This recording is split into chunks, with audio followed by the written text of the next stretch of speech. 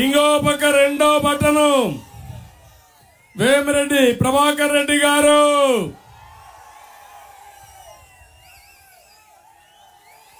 ఏం తమ్ముళ్ళు, ఆయనకి ఏమైనా రాజకీయం కావాలా, డబ్బులు కావాలా?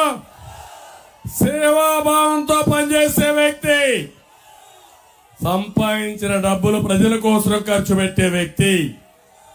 ఈయనకి ఎవరు పోటీ చూశారా మీరు? ఈయనతేమైనా పోలుకుందా అని మిమ్మల్ని అడుగుతున్నా. అలాంటి వాడు మనకు అవసరమని అడుగుతున్నా. ఎప్పుడైనా చూసారా ఈ ప్రాంతంలో ఆ వ్యక్తిని? ఏదైనా పని చేశాడా అని మిమ్మల్ని అడుగుతున్నా. అందుకే ఆలోచించండి, మంచికి ఓటేయండి, ధర్మాన్ని కాపాడండి. ప్రభాకర్ రెడ్డికి ఓటేస్తే ఈ ప్రాంతం అభివృద్ధి అవుతుంది, మీ పిల్లలకు ఉద్యోగాలు వస్తాయి, మీ భవిష్యత్తు బంగారు భవిష్యత్తు అవుతుందని చెప్పి నేను మీకు తెలియజేస్తున్నా. నేను ఒక విషయం అడుగుతున్నాను, పెన్నా డెల్టా ఏం తమ్ముళ్ళు, ఈ ప్రాంతంలో నీళ్లన్నీ వచ్చాయా మీకు? ఈసారి వచ్చాయని అడుగుతున్నాను. వీళ్ళుంటే వస్తుందని అడుగుతున్నా.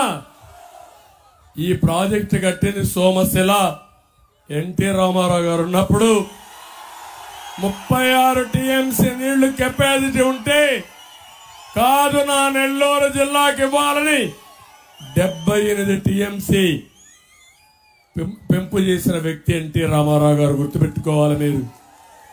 ఇంకో పక్క కందలేరు ప్రాజెక్టు కట్టి ఈ రెండు ప్రాజెక్టుల వల్ల దగ్గర 146 టీఎంసీ నీళ్లు ఇచ్చి పెన్నా డెల్టాని సుస్థిరం చేసిన వ్యక్తి పార్టీ తెలుగుదేశం పార్టీ. అవునా కాదా ఆలోచించుకోండి. అదే సమయంలో తెలుగు గంగ నీళ్లు అండర్ గ్రౌండ్ లో పైపుల్లో చెన్నైకి తీసుకుపోవాలంటే కాదు, సోమశిలకు రావాలి, కందలేరు నిండాలి, ఆ తర్వాత ఈ నీళ్లు ఇక్కడి నుంచి నేరుగా కాలువ ద్వారా చెన్నైకి తీసుకుపోవాలని ఆ రోజు ప్రవేశపెట్టిన వ్యక్తి ఎన్టీ రామారావు గారు. దానివల్ల ఈరోజు నెల్లూరు జిల్లా బ్రహ్మాండంగా పంటలు పండుతున్నాయంటే అది ఎన్టీ రామారావు గారు చూపించిన చొరవ. ఇది చరిత్ర అవునా కాదా అని అడుగుతున్నా మిమ్మల్ని. నేను అడుగుతున్నా, నేనున్నప్పుడు కూడా నీళ్లు రాకపోతే నేరుగా శ్రీశైలం నుంచి నీళ్లు తీసుకొచ్చి ఆ రోజు 45 టీఎంసీ నీళ్లు ఇచ్చి పంటలు కాపాడిన పార్టీ తెలుగుదేశం పార్టీ. ఇప్పుడు మీరు చూడండి, ఆ ప్రాంతం దెబ్బతినింది, 95 కోట్లు రిపేర్ అవుతుంది. చేశారా తమ్ముళ్ళు అని మిమ్మల్ని అడుగుతున్నా. రేపు ఆ ప్రాజెక్టు కొట్టుకోకపోతే ఎవరు కారణమని మిమ్మల్ని అడుగుతున్నాను. ఈ దుర్మార్గుడు కారణం అవునా కాదా? ఇంకొక పక్క ఇక్కడ మంత్రులు ఉన్నారు, ఎక్కడ గాడిదలు కాస్తున్నారో నాకైతే తెలియదు. ఎవ్వడికి ఏమీ పట్టదు. ఈ ప్రాంత అభివృద్ధి లేదు, ఈ ప్రాంతానికి న్యాయం చేసే పరిస్థితి లేదు. ఇక్కడ ఒక ఎమ్మెల్యే ఉన్నాడు, ఆయన ఇంకొక ఆయనకి అప్పచెప్పేసి వెళ్ళిపోయాడు. ఎక్కడ చూసినా దోపిడీ తప్ప. ఇక్కడ ఒక వ్యవసాయ శాఖ మంత్రి ఉన్నాడు, ఆయన శ్రద్ధ గనుల పైన తప్ప సేద్యం పైన లేదు. అలాంటి దుర్మార్గుడు వ్యవసాయ శాఖ మంత్రి అని చెప్పి కూడా నేను మీకు తెలియజేస్తున్నా. నేను ఒకటే చెప్తున్నా, కాలువలు పొడిపోయినాయా లేదా? నీళ్లు పోయే పరిస్థితులు ఉన్నాయా కాలువలో? దీనివల్ల నీటి ఎద్దడి వచ్చే పరిస్థితి వచ్చింది. చివరి భూములకు నీళ్లు రావడం లేదు.